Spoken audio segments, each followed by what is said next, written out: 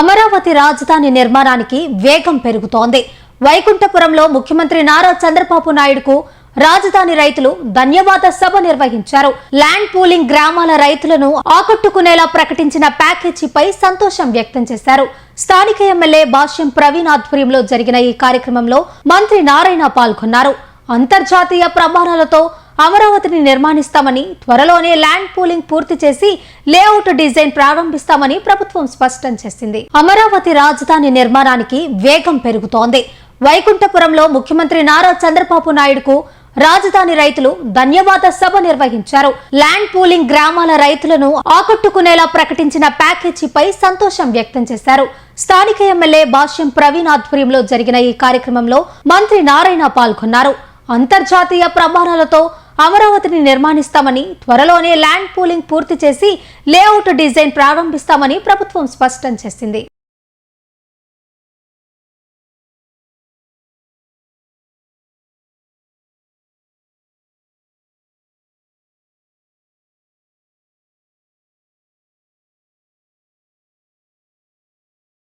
రెండు 2014-19లో ఆ రోజు ల్యాండ్ పూలింగ్లో అక్కడ 29 గ్రామాల్లో నేను పర్యటించడం, ఎప్పటికప్పుడు గవర్నర్ ముఖ్యమంత్రి గారితో మాట్లాడటం, వారిచ్చే డైరెక్షన్స్ ప్రకారమే ఆ రోజు ల్యాండ్ పూలింగ్ చేసాం.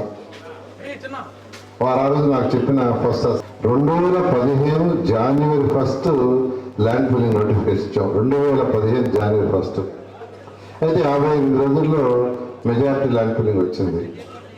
అయితే ముఖ్యమంత్రి గారు ఏంటంటే టాప్ 5 సిటీస్ ఒకటి కావాలి వరంగల్ అంటే సింగపూర్ ప్రభుత్వాన్ని ముఖ్యమంత్రి గారే కాంటాక్ట్ చేయటం, మాకు లేఅవుట్ అంటే లేఅవుట్ షెడ్యూల్ ఎక్స్పర్ట్స్ లేఅవుట్ వేసి అడగటం, ఆ ప్రభుత్వం కూడా యాక్సెప్ట్ చేయటం. అయితే వాళ్ళు లేఅవుట్ చేయడానికి 8 months తీసుకున్నారు. అక్కడ ఒక 8 months పోయింది. అదైన తర్వాత మాకేని జపాన్లో టోక్యోలో ఒక ఆర్కిటెక్చర్ని బట్టి బిల్డింగ్స్ డిజైన్ చేయించాం. అయితే ఆ డిజైన్స్ ముఖ్యమంత్రి గారికి నచ్చల. ఆ తర్వాత మళ్ళీ వరల్డ్లో ఎవరో టాప్ 5 తెచ్చుకోమంటే స్టడీ చేసాడు కాంట్రాక్ట్ చేయమంటే నార్మన్ ఫాస్ట్ అండ్ పార్ట్నర్స్ లండన్లో వాళ్ళు టాప్ 5లో ఒకరు వరల్డ్లో, వాళ్ళని కాంటాక్ట్ చేసి వాళ్ళు వచ్చి ముఖ్యమంత్రి గారితో మాట్లాడి వాళ్ళు ఏమన్నారంటే మాకు 1.5 year కావాలి డిజైన్స్ అన్నారు. ఇలా డిజైన్ చేయడానికి, లేఅవుట్ చేయడానికి, ఈ ప్రాసెస్ చేయడానికే మాకు దాదాపు 2017 బిల్లు దాకా అయింది. 2017 దాకా అయింది, దాదాపు 16-17 దాకా. ఆ తర్వాత 48,000 కోట్లకి టెండర్లు ఇచ్చాం. 14-19లో 48,000 కోట్లకి టెండర్లు ఇచ్చాం. వర్క్స్ మొదలు పెట్టాం. 5,000 కోట్లు కూడా ఖర్చు పెట్టాం రోడ్లకి వాటికి. అయితే ఇన్ని ఇప్పుడు జరిగినాయంటే 2018-17 చివర 18లో జరిగినాయి. 1 year లోపల ఎలక్షన్స్ వచ్చినాయి. ఎలక్షన్స్ రాగానే నాకు 2 సంవత్సరాలు కంటిన్యూ, ఎలక్షన్స్ గెలిచి 2 సంవత్సరాలు కంటిన్యూటీ అమరావతి అయిపోయింది. సరే ప్రభుత్వం మారింది. ఇంకా గత ముఖ్యమంత్రి చేసిన అరాచకాలు, రైతులు పెట్టిన ఇబ్బందులు మీకు తెలిసిందే. 3 రాజధానులని 3 ముక్కలని మొత్తం నాశనం చేశారు. అయితే మళ్ళీ ఎలక్షన్స్ వచ్చే ముందు ముఖ్యమంత్రి గారు చెప్పారు ప్రభుత్వం రాగానే రాజధాని నిర్మిస్తామని. వెంటనే మాకు ఇన్స్ట్రక్షన్ ఇచ్చారు రాజధాని చేయమని. అయితే వెంటనే రాజధాని మళ్ళీ టెండర్ పిలవాలంటే అనేక సమస్యలు వచ్చినాయి. 14-19లో ఏదైతే కాంట్రాక్ట్లు చేశారో వాళ్ళకు 3,000 కోట్లు ఇవ్వాల్సి ఉంటే గత ముఖ్యమంత్రి ఇవ్వకుండా ఆపేశాడు. వాడు మా టెండర్లు క్లోజ్ చేసేయండి, మా బ్యాంక్ గ్యారెంటీ వెనక్కి ఇచ్చేయండి, మేము వేరే దగ్గర టెండర్లు వేసుకుంటా ఉంటే అది కూడా ఇవ్వాల. వాళ్ళందరూ వచ్చి సార్ మా ప్రాబ్లం సాల్వ్ చేసి టెండర్లు పిలవంటే మళ్ళా కమిటీలు వేసి టెక్నికల్ కమిటీ అనేక దఫాలు డిస్కస్ చేసి వాళ్ళ సమస్యలను మళ్ళీ కోర్టుకు బాగుండాలి. ఎవరో కోర్టుకు పోయారనుకోండి మళ్ళీ 2-3 ఏళ్ళు పోతుంది. ఇవన్నీ సాల్వ్ చేయడానికి మొత్తం 8 నెలలు పట్టింది ఈ ప్రభుత్వం వచ్చిన తర్వాత. ఆ 2 నెలలు అయిన తర్వాత టెండర్లు పిలిచాము. దాదాపు ఈరోజైతే దాదాపు 55,000 కోట్లు పిలిచాం. ఇంతలేక వర్షాలు వచ్చినాయి. మీకు తెలుసు 4 నెలలు ఏకదాటిగా ఈసారి వర్షాలు అయిపోగానే నవంబర్ నుంచి వర్క్ స్టార్ట్ అయినా మీరు చూస్తున్నారు. ఎంతో వేగవంతంగా అటు 350 కిలోమీటర్ ట్రంక్ రోడ్స్ కానీ, 1,500 కిలోమీటర్ లేఅవుట్స్ కానీ, ఐకానిక్ టవర్స్ కానీ ఎంతో వేగవంతంగా జరుగుతున్నాయి. అనుకున్న ప్రకారం చాలా క్లియర్గా చెప్తున్నాను. 2028 ఆగస్టు లోపలే అన్నీ అయిపోతాయి. అధికార భవనాలు అయితే ఇప్పుడు కూడా రివ్యూ చేసి వస్తున్నాడికి. మన ఎమ్మెల్యేలు అయిపోయినాయి, ఎమ్మెల్సీ దాదాపు అయిపోయి నెలాఖరికి ఇచ్చేస్తున్నారు. ఐఏఎస్ యొక్క అపార్ట్మెంట్లు నెల 15వ తేదీకి ఇస్తున్నారు. అదేవిధంగా 50% బంగ్లాలు మినిస్టర్లకి, జడ్జెస్కి వచ్చే నెల 15వ తేదీకి ఇస్తున్నారు.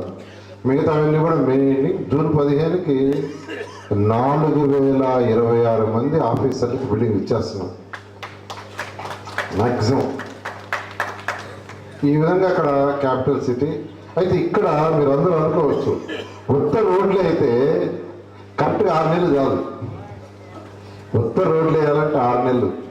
అయితే ముఖ్యమంత్రి గారు చెప్పింది ఏంటంటే ఇది ఇంటర్నేషనల్ సిటీ కావాలి, ఇంటర్నేషనల్ స్టాండర్డ్స్ ఉండాలంటే ఇప్పుడు అండర్ గ్రౌండ్ డ్రైనేజ్ మొత్తం, అంటే బాత్రూమ్ నుంచి, కిచెన్ నుంచి, టాయిలెట్స్ నుంచి చూడటంతా భూమి లోపలే, బయట ఎక్కడ డ్రైన్స్ ఉండవు.